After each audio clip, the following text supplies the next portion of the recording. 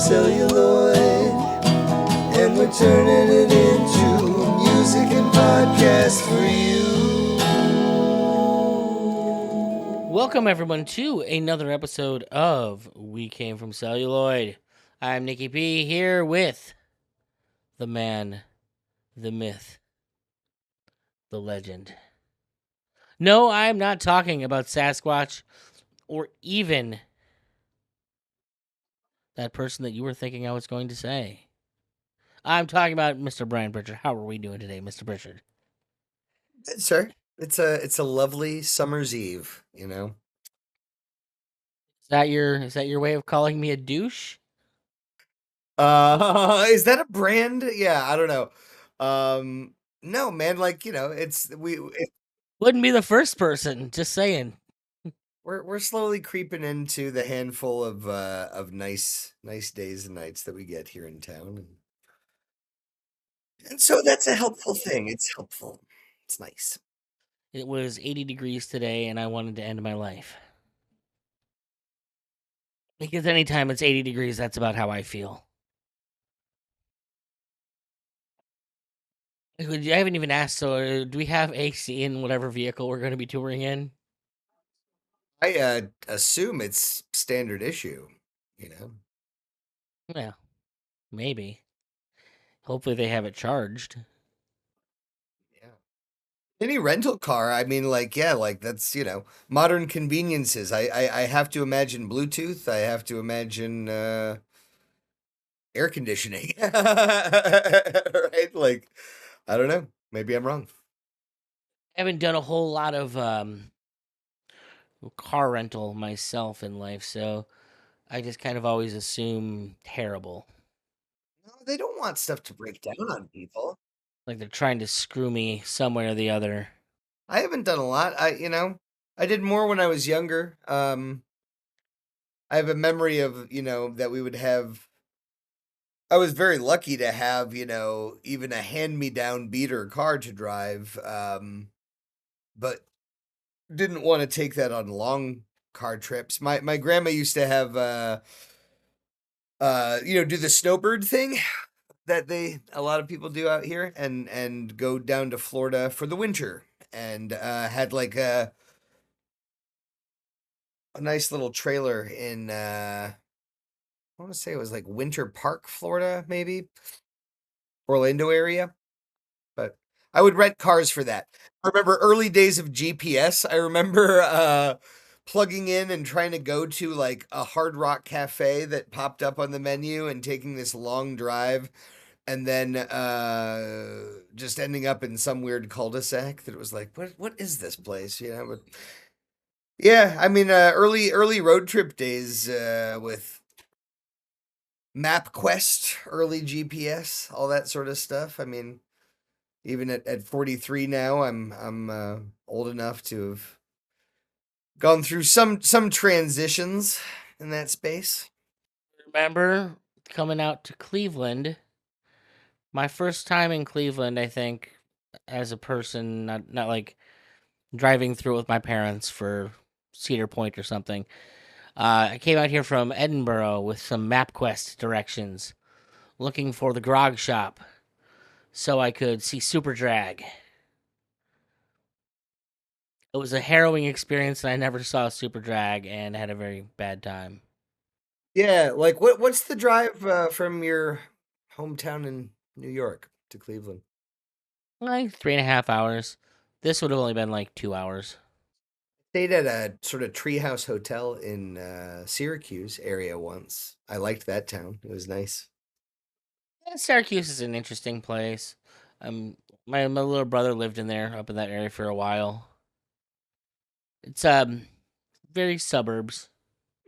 I remember, like, from your origin story, like, were high school shows part of your thing? Wasn't it more in college that really kicked into high gear for you playing with bands? No, no, no, no. I've played like shows since I was 14 years old.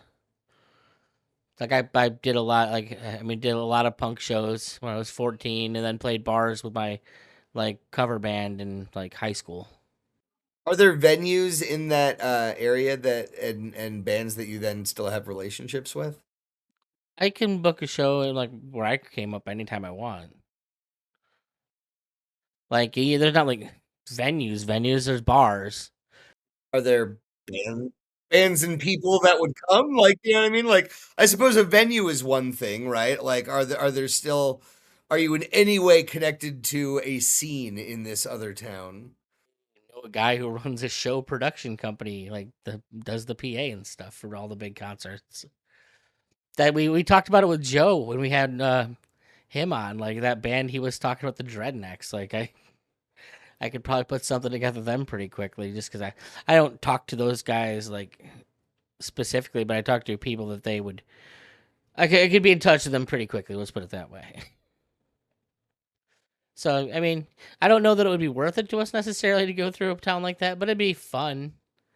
Well, I like travel, Nick. I like travel, and I'm increasingly intrigued with, scenarios where, as we get the hang of this, there's just that question of how interests could be combined. And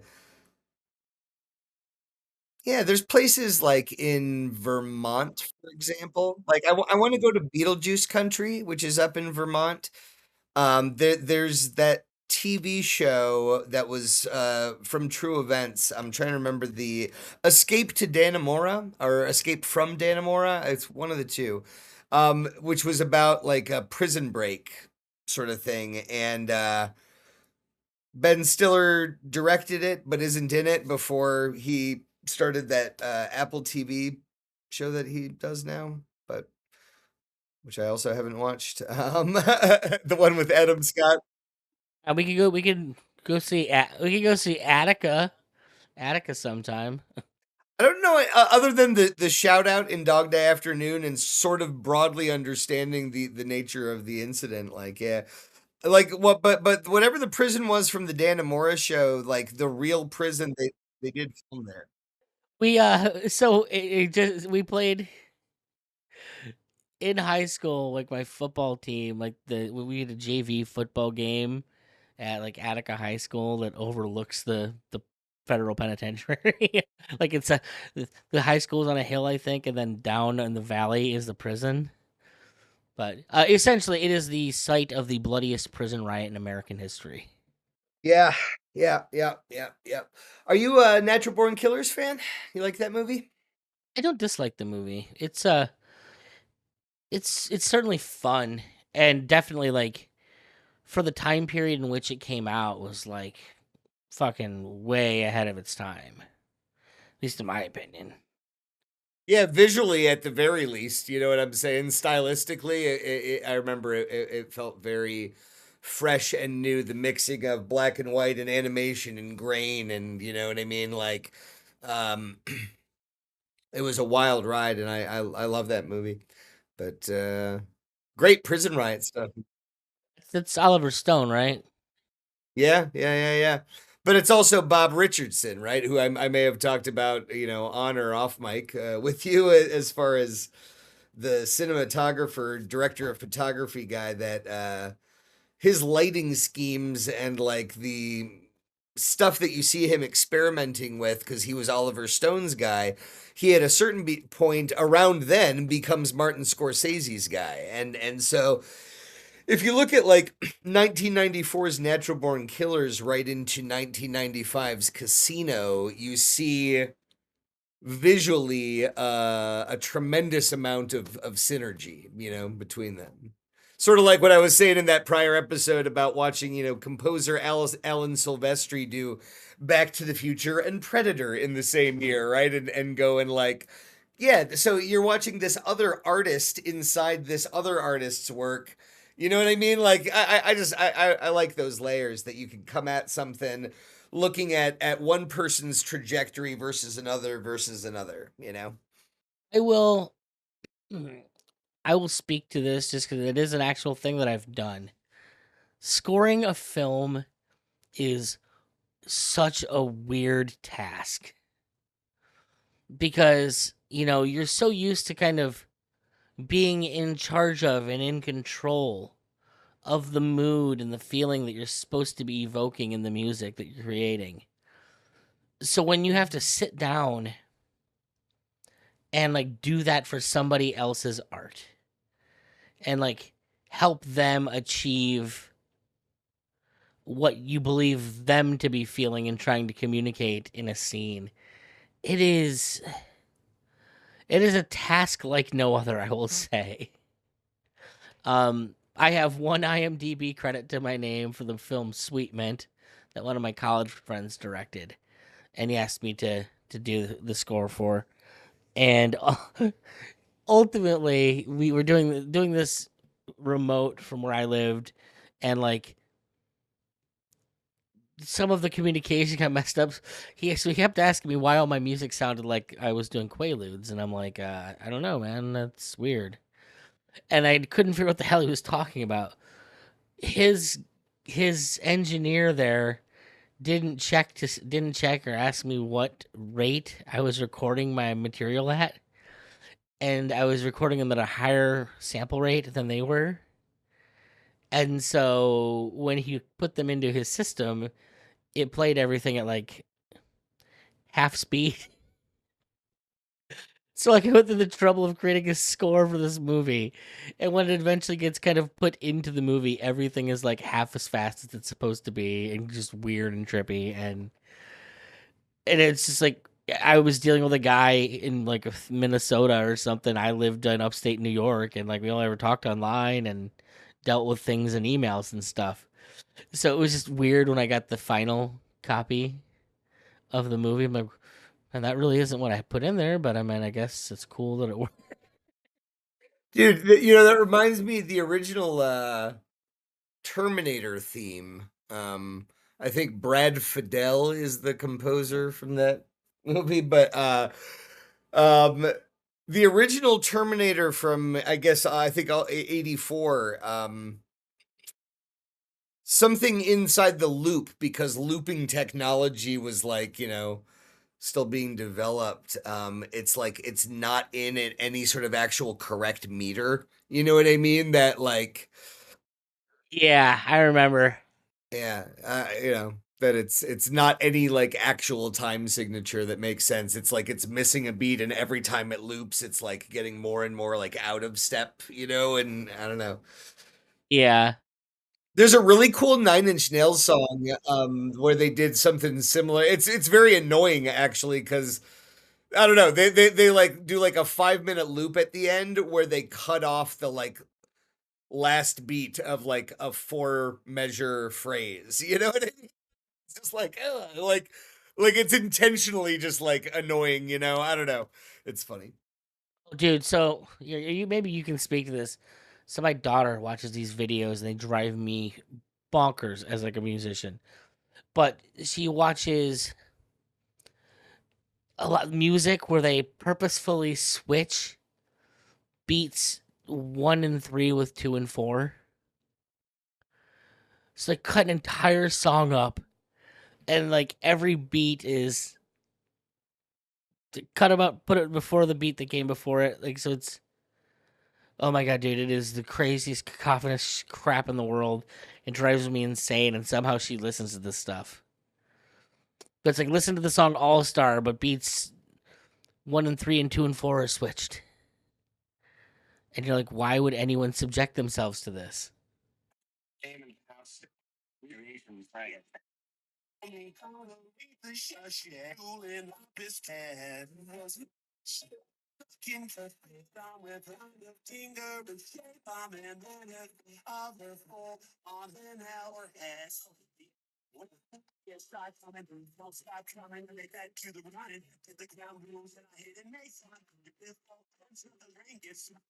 I mean, in the world of like mashups and other concepts, I get the game. It doesn't grab me. That's weird. It makes my head hurt. I can't- Yeah, no, I guess that's even why I'm turning it off like fairly quickly. I'm very much intrigued by the concept of being able to extract work from another piece of work. Like an example that I remember a creative writing class that I took in high school where they gave us like a poetry assignment, which was to take an existing poem and they let you include song lyrics as poetry, which, you know, it was always fun when a class would be like, yeah, we'll let you fucking pick your favorite song lyrics. Go ahead. But the idea was to like take the song lyrics and like highlight the words within it that then formed a new phrase or poem, you know, inside the existing thing. And that's, you know, to me, like there's a similar game being played in that example, or in mashups where people are looking at the like raw ingredients of a thing and pulling them apart that way. And all that stuff is to me some of the great fun of the age that we're in. Have I ever talked to you about doing like mashups as far as like trying to make my own music videos and things like that? Did we ever talk about that stuff? Probably at some point. Before we get off topic, though, like you're talking here, and That's the topic. have we ever talked about those Crispin Glover books? Oh, you know what? That did pop into my mind, but I figured that's such an obscure example. Like you know what I mean? Like, not that my creative writing class is like everybody knows that technique, but yes, years later, I did go to one of Crispin Glover's slideshows. I do have a signed book.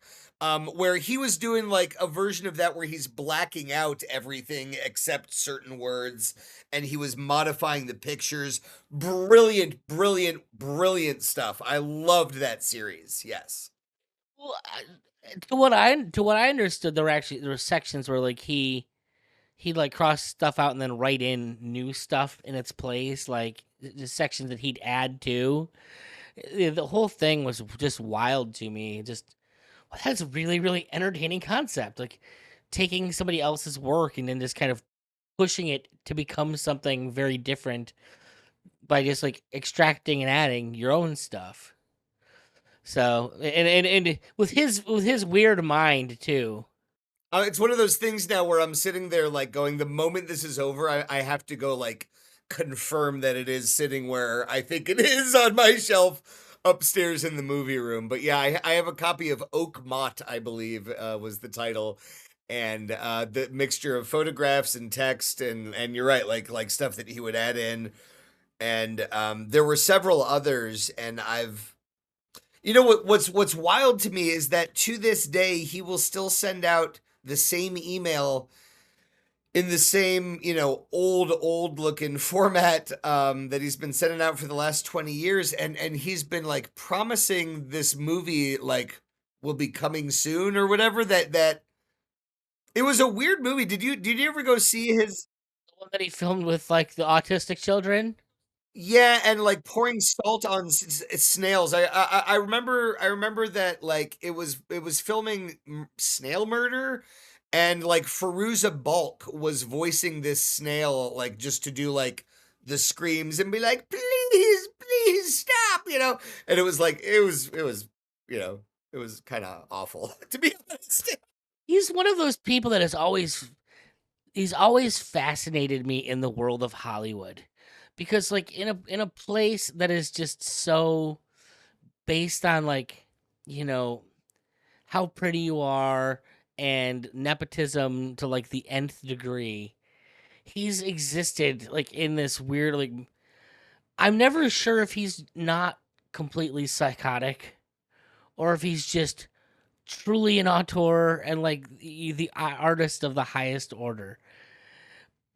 And like to the point where like he will make things more difficult for people around him like as an actor where he has to have things his way, his particular way sometimes, or if it's just like him trying to make things difficult for people around him to be like the wrench in the machine because he just doesn't agree with like the machine. Like trying to understand his mind is just always so weird.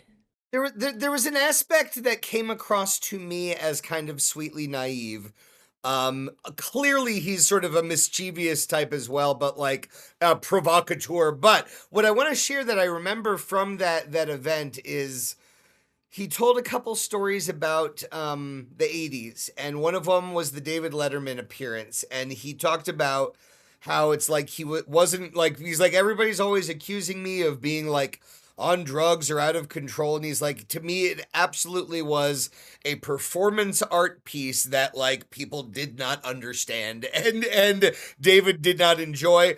I didn't let him in on what was going to go on, and when I showed up and started doing roundhouse kicks, Letterman like was not happy and didn't want me back, and like I should have warned them about what I was going to do, and I was young and I was trying to like do something cool. And I think about like 20 years later or whatever, 30 years later maybe, do you remember when Joaquin Phoenix went through the weird bearded rapper phase? Yeah? That was just to make a movie. But no, at first he was showing up on talk shows going, this is just who I am. Like he did it as performance art absolutely before the movie was announced. It was first like a thing where people were going, what is this? What's happening? So I'm saying like, you know, and you've got Andy Kaufman, so it's like there's a tradition of that in the world that I feel like Crispin Glover was trying to plug into, and it got sort of misconstrued.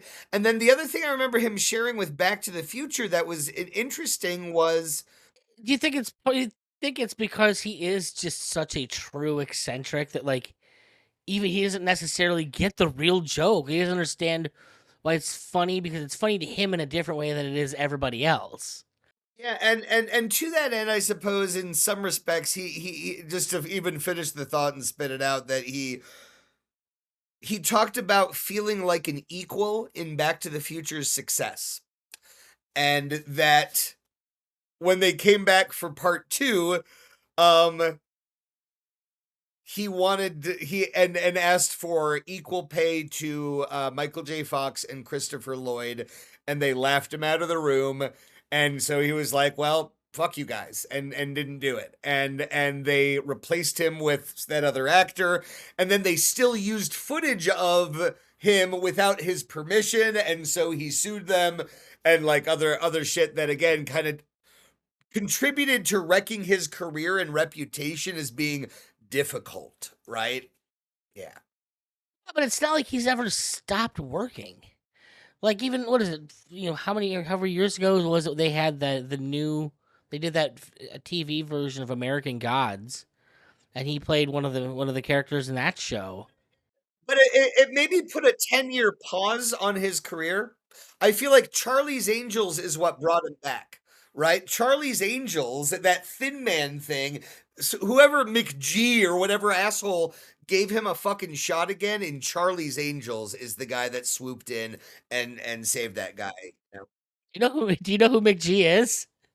I was just even trying to remember if Mick G was the asshole that made Charlie's Angels. I think he is. Isn't he another like Me Too creep?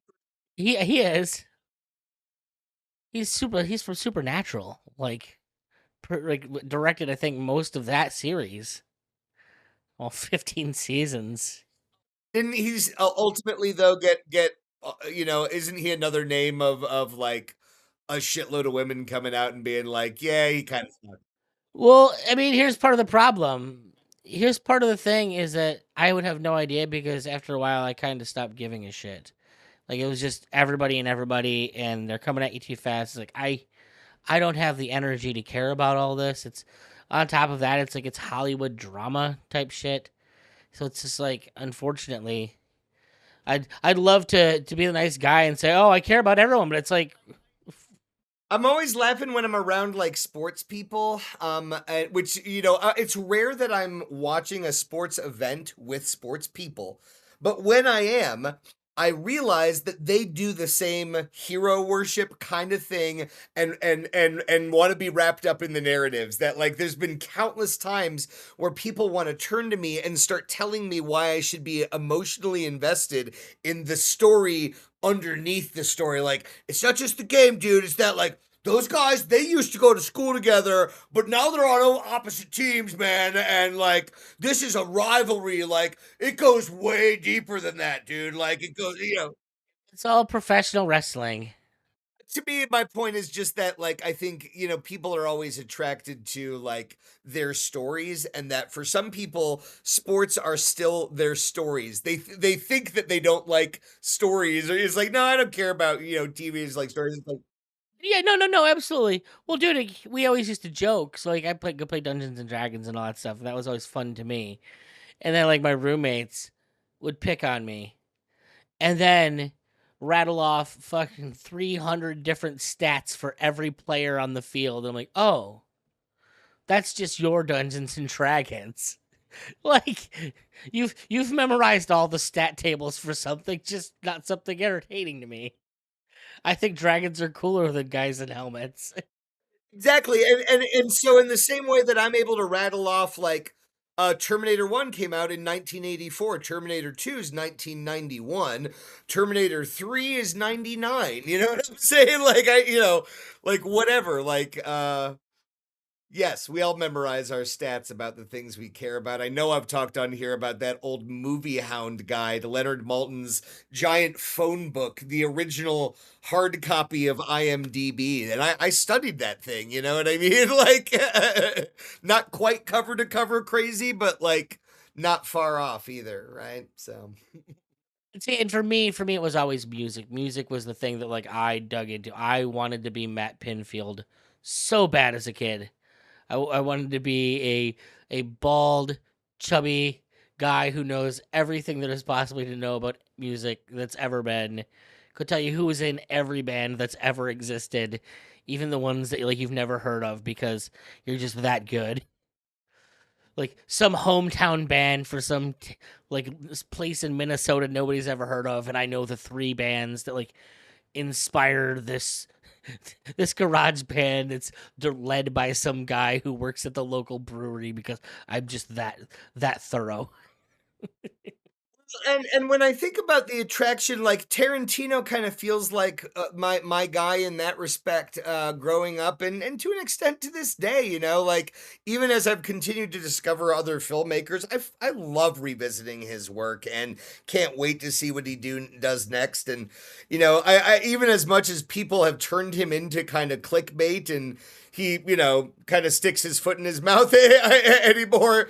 But I love that he doesn't even care about that stuff. You know what I mean? But I guess my point is more that the common ground between the two is just the idea of we grew up in a time where fans were becoming artists, that like pop culture had a long enough tail that it was amongst the first round of that, that it wasn't pioneers anymore exactly.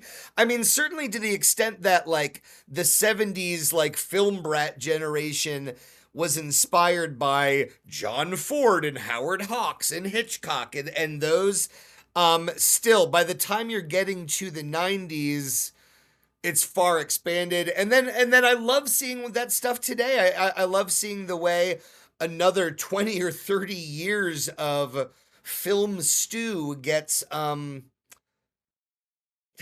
deconstructed and put back together to tie it back into the YouTube and mashup of it all, right? Like that's the thing that all of us are doing, is we're taking our favorite stuff and we are saying like, I'm a fan, what do I like? I want to recreate the experience of what it is to love a work of art, and I want to create that for other people. Yes, yes, and no. So no, to comment. I think the thing that everybody has always loved about Tarantino. Yes, and is how you do the improv game, not yes and no. Yeah, I'm not doing the improv thing. I'm not that. I'm not from that world. Never done a single improv. Never intend on it. No, but the thing about Tarantino always was that Tarantino felt like a guy who just loved movies, and like that's why he was such a good avatar. Is because he was the guy. He was you. Like someone who really appreciated that stuff and cared about it. So that's a great notion. However, like we've done something where we've moved past, and this is part of why I do think Hollywood mostly screws things up now is because we have a generation of people that are disconnected from like real people. Like they're like movie fans that have never lived anything resembling a real life. Like their entire lives have been centered around Hollywood. Like they're related to somebody famous. They're know somebody. That's how they got into the industry, and they've never actually lived a life. They've never done the park and shop job like Kevin Smith. They've never worked at the video store like Tarantino. All they've ever done is basically be part of Hollywood. Like they leached off their parents that were in part of the industry or wanted to be part of the industry. And there's so many people like that now that are like trying to write that have never lived anything. And that's why I think you're seeing like so many people. Like, what's that kid who just released Obsession? It's like one of the biggest movies in the of the year that he recorded like for almost no money. And he was a YouTube guy. You've got what's his name? The guy who did that video game. Or it's based on a video movie based on a video game where they're like in an ocean of blood on a planet or whatever. Who had like an Amazon Prime special. The guys that did that movie, what was it?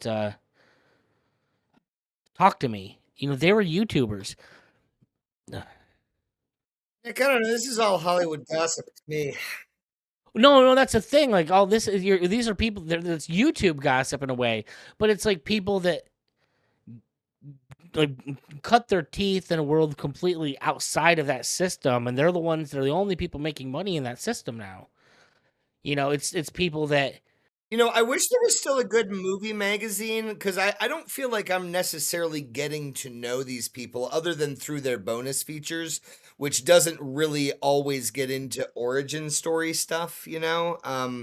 Like my point is like in a way like when I hear what you're saying, the only name that comes to my mind, and I'm not sure without looking it up and Googling it if it's even right, is like Josh O'Connor or Josh Trask, maybe was the dude's name. Whoever did that Fantastic Four one that was in between the 90s one and the new one with Pedro Pascal. There was another one that was Fan Four Stick. And that guy, I remember because I heard him interviewed on Kevin Smith, was definitely what you describe, where it was like his parents were corporate employees at some level within Fox. And I remember being really struck by that notion of going, oh, that's interesting. Those are corporations that have office buildings and they've got whole staffs of people, and like other types of networking, suddenly people are 1 degree of separation away from certain decision makers. You know what I mean? And access points. But I don't fundamentally fault anybody. I really think the Nepo baby shit is such an eye roll in a world where everybody, like I'd say, just without overthinking it, 50% of more of all human beings in America do whatever the fuck their parents do for a living ends up being what they do for a living. So it's, you know what I mean? The idea of like an actor's kid. no, but so not to misunderstand me. I don't care. I'm not mad at the people for doing it. By all means, that's kind of what happens. But I do think that it's caused a like. No, but you're saying it impacts the product quality because they haven't lived a life to be telling a story anybody that would resonate with. No, I get that. I understand that. Yeah, I'm not mad at them for doing it. It's just a sad byproduct of it. But like I feel that, like I said, I do feel the change because like Gen Alpha, like all the YouTubers that they watch, those people are like coming up and doing like actual stuff in Hollywood that's actually making money because it's so different from anything that's been done. They've lived lives in a lot of some ways, like they've done things, and even if it's like in a weird kind of pseudo parasocial way, like it's at least different, and so it registers in your brain different as like not just somebody rehashing all the same stuff over and over again. Yeah, I don't want to rule out for a 20-year-old or a 25-year-old to be able to make a masterpiece. Like, you know what I mean? The idea of years lived in and of itself doesn't prevent, from my perspective, somebody from making great resonance in music or in film. It's not even purely age. So well, some of these guys, like I said, like Backrooms, I think is maybe the one you're thinking of, unless Obsession is also a really young kid. I haven't seen either one yet, but I'm saying there's been like 7 or 8 of these kids that have done this. Obsession is just the newest one because like it's out right now. okay. Yeah, no, and I'm just saying good for them. And I don't know that all of them are rich kids that, had it easy. I have no idea if that's true across the board. I don't that's what I'm saying. These guys, I'm saying these kids aren't. They're just people who became YouTubers and like managed to get the art out there. And like they're the break in the system. Well, I don't know. I'm sorry. I guess I don't even know who you're thinking of. Who are you thinking of that falls into that example of like Hollywood like kids? Yeah, Markiplier. That's the one I'm really thinking of. Um oh, what there's like I said that who did that movie Obsession? I'm gonna look it up now because it's gonna bother me if I can't do it.